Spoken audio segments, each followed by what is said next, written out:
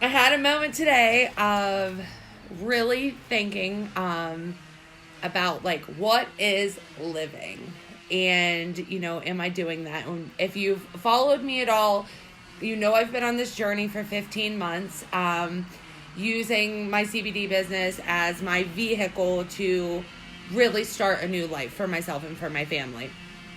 Really trying to work towards getting out of that 8 to 4. But recently, so I was off some of the summer for medical leave, and this is my, third week back, second week back. I don't even know at this point. I went back on the 3rd of September, so third week back.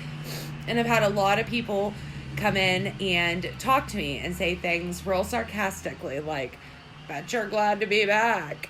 Oh, hey, welcome back. And it just like justified in my head. Yeah, I freaking do not even belong here for another day. But that's a different story. And in divine timing, it will come. But I was having a conversation with another coworker this week, and I just can't stop thinking about it. We were talking just about, he was kind of asking my thought process, like, why I want to get out of there, what I want to do. And I was like, it's just not a fit for me. So every day that I have to roll in there, and it's not that it's like this horrible work environment or anything. I mean, it's not the best, but whatever. Every day that I roll in there, all I'm thinking is like, this is 7.5 hours of my life I'm not going to get back. This is blocking me from flexibility. This is not allowing me to exercise who I know I am and what I'm capable of, just as a person, thought process, environment that I'm engulfed in. And while we were talking, one of the things, and I've mentioned before that I work in a state position. So, one of the things that people go into state positions for are the pensions, the health care, union representation.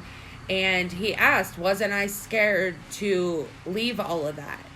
And I, dead serious, looked him in the face and I said, no, I am scared to stay somewhere where I'm not living and only have the opportunity to do that at age 65. That's what I'm scared of. I'm scared to let days keep passing me by knowing that I am not where I'm supposed to be. That is freaking scary. You want to talk about scary? It's not about a pension. So it got us talking about like culture and how we're kind of, I don't want to say brainwashed, but we are, into believing that, guess what? This is just the way it is, guys. You work every day. You barely make your bills. You don't have extra money to go do stuff. You give all your time to your employer and not your family because guess what, guys? That's just the way it is. You got a lot of student loan debt. Well, sorry, just the way it is. You gotta, scrape around, cash in your change to fix your car. That's the way it is. And like, I'm just like, that's not the way that it has to be. It's not the way that it has to be. Like you can, this is my intention. I will break that cycle and that mindset for my kids. Because it's not, like my mom is the best mom ever. But it's our culture that makes you believe. It's just the way it is. Life sucks. Life sucks. You get to enjoy life after you retire. Like when you're in your worst health ever. Every ache and joint in your body. Like, yeah, go enjoy it. Have a good time. Nope, not this girl.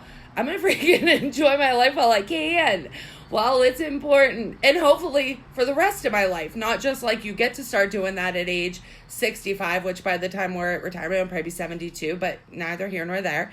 And I'm not implying 65 is old. I'm implying that's a lot of time to give up and say that it doesn't matter if you're living right now or not. So with all that being said, like, I'm not there yet, right? But you're following my journey. And I will be there and I will have time freedom and we will have financial freedom so that I can do my definition of living. My definition of living also includes my vehicle to get there, which is, as you guys know, my CBD business, because every single person that I talk to about it, whether that's introducing it, whether that's education, whether that's the business piece, whether it's hearing a testimonial, seriously sets my soul on fire. Not even kidding. Like, not even kidding one single bit. Like, I'm just like, yes, Can't wait to talk to this person. I'm so excited. I have my in-person thing tomorrow. I'm like so jazzed up about it. I go somewhere else for 40 hours a week and I'm like, why do I have to go here? Why do I have to sit here? Like, if that doesn't tell you, hey, there's resistance here. This isn't for you. Universe is trying to teach you, like, there's more for you. Then I don't know what does. But the thing is I had to set my intention that I was going to break that cycle for my kids and I was going to have a different way of life. So I set that intention 15 months ago. It wasn't that I said it and then just like jumped and was like, oh yeah, somebody catch me. It'll all work out. And it's not going to be perfect, but it's going to happen. And like, I know what I know. And you have to set those little goals for yourself. And it doesn't, I mean, obviously this isn't about starting a CBD business. It's about starting to live your life. So if that definition to you is, I don't know, a summer vacation with your family, your boyfriend, your kids, whatever, you have to set intention to make that happen. Not only do you have to believe it, think it, and know it, but you have to map it out. How is that how are you going to get that done? Because I'm going to tell you that anything that you want to happen, you will make happen. Anything you don't want to happen, you will find an excuse. And I dare you to check yourself on that thinking.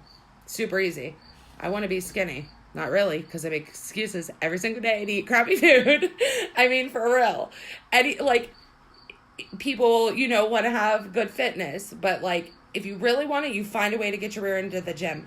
We had somebody on our security camera last night, no kidding, jogging past our house at 3 a.m. I can assure you whoever that was wanted it.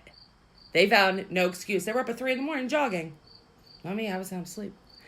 So you have to set that intention, but then you have to make an action plan. You have to believe that it's going to happen, and you have to have an action plan. I don't care how small the goals are. I don't care how small your steps are. Because believe me, I have planners that I write all of my goals in for the month. And I don't always make them. But the thing is I'm real with myself. So the ones that I don't do the action step, I'm like, what was your problem? And then it's like, oh, I'm nervous about going into the post office and hanging rip-offs with my name on them. I'm nervous about it. Why are you nervous about it? Figure it out, Jess. But I don't just say, well, it's because I didn't have time because my schedule's so busy and now I'm back to work and the kids needed me and Ricky's away at Jeopardy. Those are all excuses, right? I hate that a phone call can interrupt a live. That should not happen. Anyway. So whatever your goal is to start living, I encourage you so much to start with intention. Figure out what that is. Make some small goals and start going after them. Because, and I read the best little quote today. It had me smiling so bad. Zig Ziglar. No one got to the top of Mount Everest by wandering around. Is that as true as it gets or what? I'm not going to get to this new life by just wandering around. You set the intention, you hike the path, you do the work, you get there, no matter what it is, no matter what your goal is. So I encourage you to find that path and start taking those steps. And pretty soon you're going to have this phenomenal story of how you shifted your entire life. And I can't wait to keep sharing mine with you because the shift is coming. It's happening and bigger things are coming. So I'm just going to keep hopping on here. Apparently on Wednesdays. I might have to coin a little name for these Wednesday lives. But those are my thoughts for today. So start living now. Please don't wait till you're dead to start doing so. Happy Wednesday, guys.